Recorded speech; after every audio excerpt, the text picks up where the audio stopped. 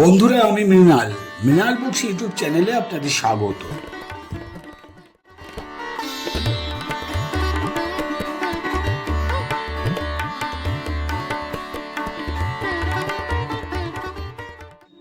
এবছর হুগলি জেলার ঐতিহ্যবাহী গুপ্তিপাড়া রথযাত্রা উৎসব দেখার সুযোগ আমার হয়েছিল।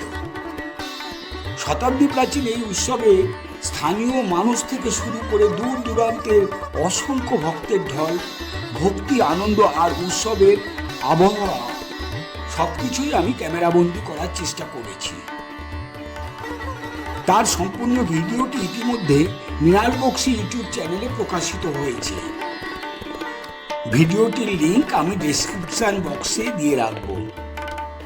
আপনারা অবশ্যই ভিডিওটি দেখবেন এবং ভালো লাগলে শেয়ার করে অন্যদেরও এই ঐতিহ্যবাহী উৎসব সম্পর্কে জানার সুযোগ করে দেবেন।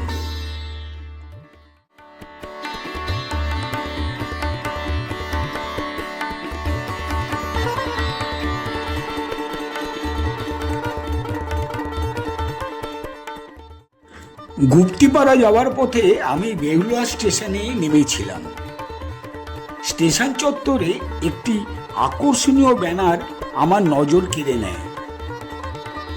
সেখানে গুপ্তিপাড়ার বিখ্যাত গুপ সন্দেশ নিয়ে একটি সুন্দর ছড়ার মাধ্যমে প্রচার করা হয়েছে।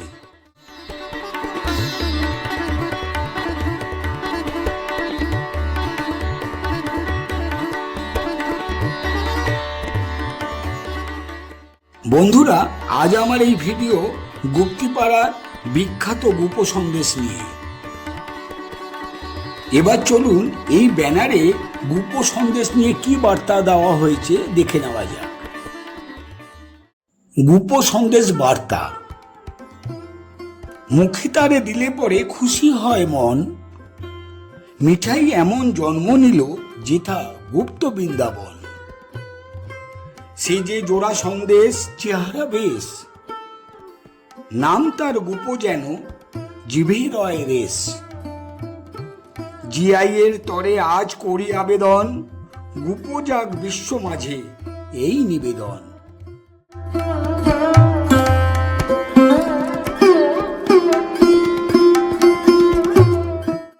এই ছোট্ট ছড়ার মধ্যেই যেন লুকিয়ে রয়েছে গুপ্তিপাড়ার গর্ব, ঐতিহ্য এবং গুপ সন্দেশের পরিচয়।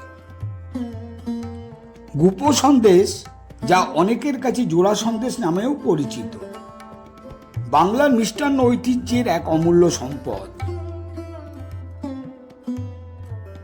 প্রচলিত বিশ্বাস অনুযায়ী গুপ্তিপাড়াকেই সন্দেশের আতুরঘর বলা হয়।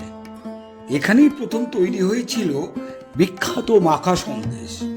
আরও শোনা যায় বাংলার প্রখ্যাত রসিক কবিয়াল ভোলা ময়রা এইখানেই জন্মগ্রহণ করেছিলেন।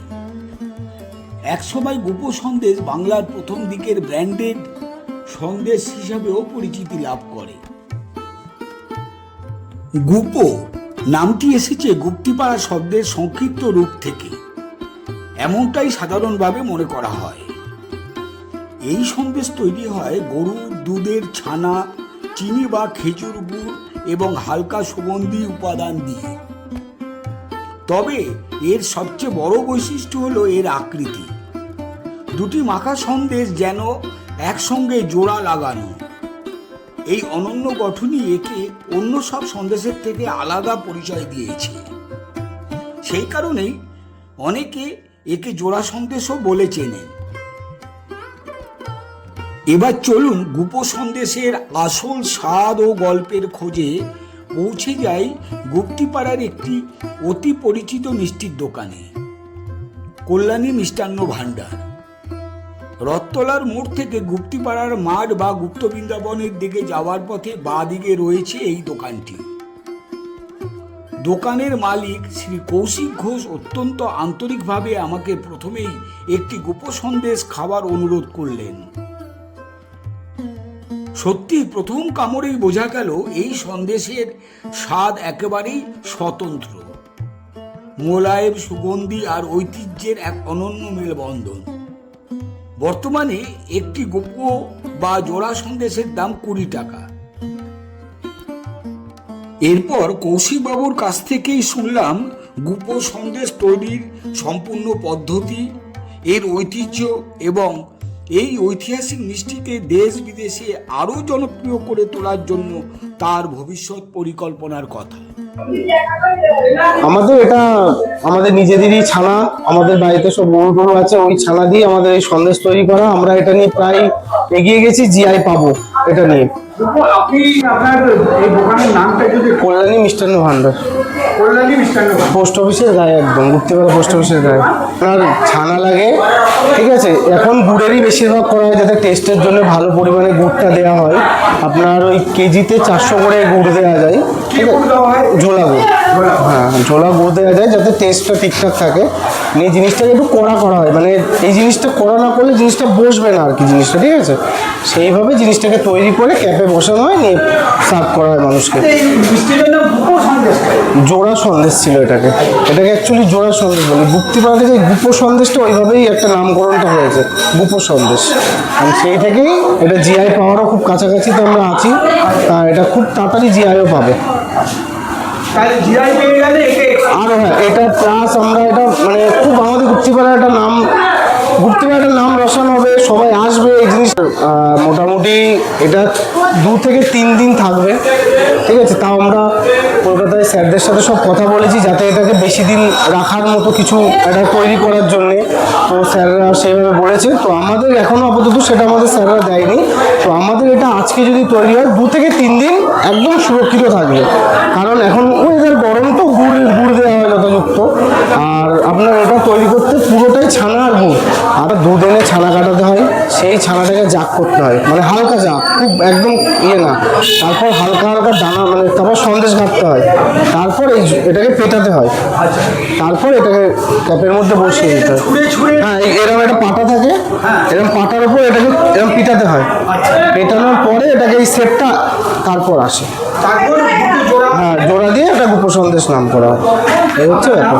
কৌশিক ঘোষ, কৌশিক ঘোষ, কল্যাণী মিষ্টান্ন ভান্ডার, গুপ্তিপাড়া বড় বাজার, পোস্ট অফিসের গায়ে একদম। Thank you, thank you. যখন থাকবেন এক সময় এমনি ফ্রি টাইমে আসবেন, কথা দিচ্ছি খাইয়ে দেবো, সেরকম হয় আপনাকে জায়গায় দাঁড়িয়ে তৈরি করে দেবো। Thank you. বন্ধুরা, একটি অঞ্চলের ইতিহাস, সংস্কৃতি ও ঐতিহ্যকে বাঁচিয়ে রাখে সেই অঞ্চলের মানুষ। গুপ্তিপাড়ার রথযাত্রা যেমন বাংলার ঐতিহ্যের এক গর্ব, তেমনি গুপো সন্দেশও এই জনপদের মিষ্টি মুখে লেখা এক মধুর ইতিহাস। আপনাদের যদি এই ভিডিওটি ভালো লাগে তাহলে অবশ্যই ভিডিওটিতে একটি লাইক করবেন, মূল্যবান মতামত কমেন্টে জানাবেন, এবং এখনও যদি মৃণাল বক্সী ইউটিউব চ্যানেলটি সাবস্ক্রাইব না করে থাকেন তাহলে অবশ্যই সাবস্ক্রাইব করে পাশে থাকা বেল আইকনটি চাপতে ভুলবেন না।